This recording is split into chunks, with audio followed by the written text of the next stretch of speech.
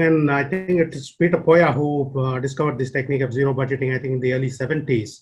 He had no context except for his state's, some budget constraints, etc. were there.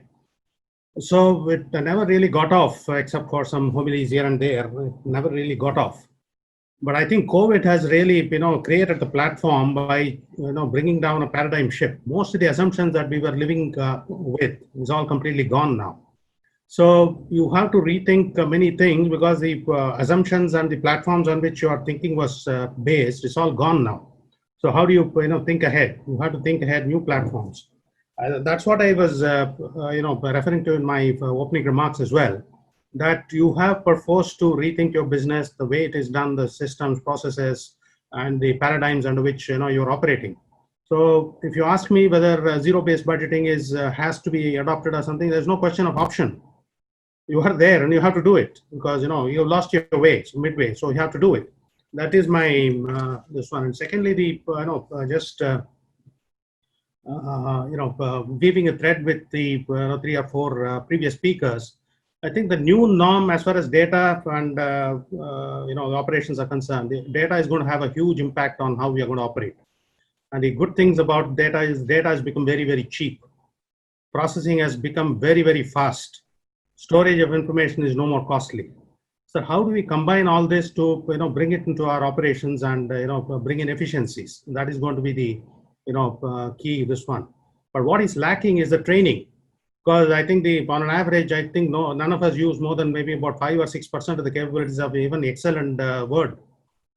So that's the level of familiarity with the techniques. If you ask me for SAP, etc., I mean, it is there's no single person who has got a perspective of the whole organization in any of the organizations. Although SAP is supposed to be doing it because it's a company-wide platform, but nobody has done it. I think the people who are going to gain is people who are going to set up systems of assimilation of external knowledge. The rate at which the technology is changing is very fast. So the rate of absorption into any organization, even the most dynamic organization, is very, very little. And I think organizations will win if they appoint chief learning officers or chief assimilation officers or people of that kind who continuously pan for appropriate technologies or even inappropriate technologies, how it can be assimilated into the organization's working to bring down costs, bring down process times, bring down efficiencies, bring down alerts and those kinds of things. And the virtual meetings, all this will become the norm of the day, apart from how we conduct our day-to-day operations. Office costs will go for a 6. I don't think anybody's, you don't need to have more than 15-20 people at any point of time in the this one. Travel will become only for relationship building. After that, everything will be on meetings, virtual meetings. So these are going to be the new norms, and all this is whether or not you like it. It's all based on zero-based budgeting kind of approach. Think of things completely from bottom up. Make no assumptions, and that's the only way I think you can be really cost efficient. As I said in the beginning, I think that there's a lot of costs which are going to be thrown out of the window forever, never to come back. And I think the training, rethinking assumptions, and building the budget up once again are going to be enormously useful in my opinion. The question which you're asking was post-lockdown. So I want to give a perspective which is different for us, especially on the FMCG side of the business. I think there were 2-3 things which we did during the lockdown. I think once the lockdown happened, we were really, our first focus was really how do we get operations started to get the essential products to the customer. So within, I think, a week after the beginning of, I think the March 23rd, towards the end of March, we were really getting the business back in normal, just in terms of the factories, the supply chain, and there was a whole BCP around that. So for us, it was very important. On the B2B side, I think during the lockdown, it was important for us to see whether we can do any product innovation from a pandemic standpoint. Is there anything which we can work on where a market is basically created? Because you have to remember that nobody can really grow managing costs. Managing costs is a given. I think the question really businesses and CFOs should ask themselves is how do you really grow? And third, of course, at least from a Wipro standpoint, it became very important what we give back to the society, and therefore you saw a lot of news announcements around that, from our chairman and across the organization. Coming back to post the lockdown, right? I mentioned this earlier that managing costs is a culture issue, tone at the top. Um, no, you do not need very great specific tools to figure out or look at where costs are. Because if you have an organization which right from the top is looking at cost at a micro level before the pandemic or even as a culture, there's nothing specifically which you can do. I think the obvious ones are travel, all that will go away, or at least in the medium term will get normal. I mean, will come down. But from a standpoint of how do we really manage it, nothing really needs to change. But what will really change when you look at a zero-based cost concept is really what the cost drivers are.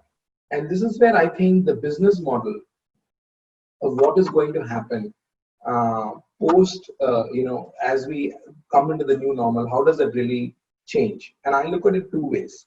One is the business model will change because wherever aggregation is there, through distributors or otherwise, we see technology basically disrupting that. So if you look at all the technology players, either an Uber or all these, some of the other companies, they are all breaking the aggregator part of it.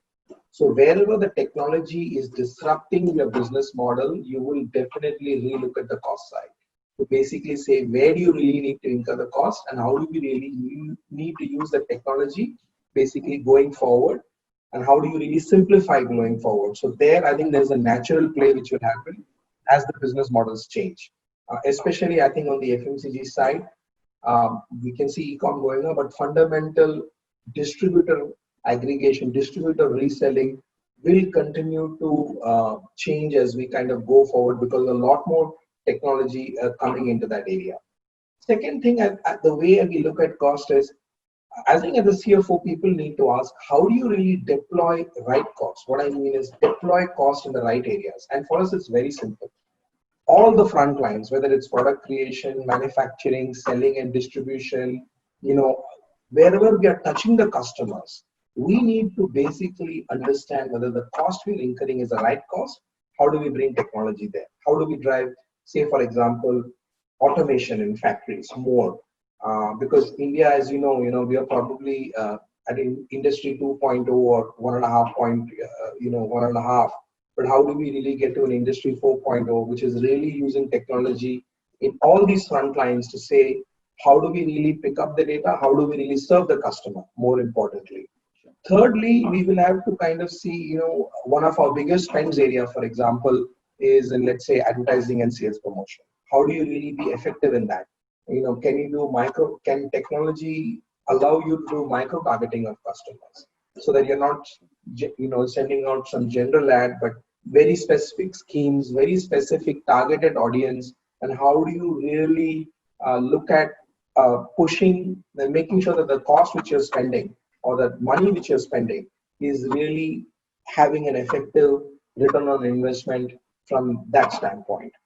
I think one of the things which, as we kind of do that, is really looking at the whole change management of it, because companies will have to look at change management both from the leadership standpoint and the rank and file. And how do you really manage that change becomes a key priority for all the CEOs and the CEOs. My viewpoint is, when I'm looking at the scenario, obviously we are not talking today about, a longer term perspective. We are looking at how to tide over this year. And when I look in the context of this year, obviously zero-based budgeting is certainly absolutely the need of the hour, and that's the way to go.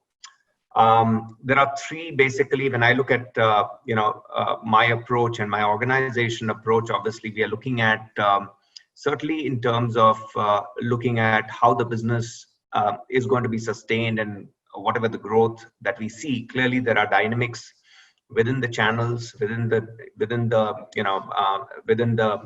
market, which are significantly changing, and there is a need to really understand these shifts because they are happening for sure, and driven by, as Raghav rightly said, driven by digitization and a lot of the existing legacy channels and legacy practices and the distributor networks, etc. They're certainly feeling that this can be the new norm. Now it's imperative at this point of time that the old rules will not apply. So from a business standpoint, certainly working together with the sales teams and looking at this new normal and doing a zero-based understanding of the shifts that's happening is extremely important.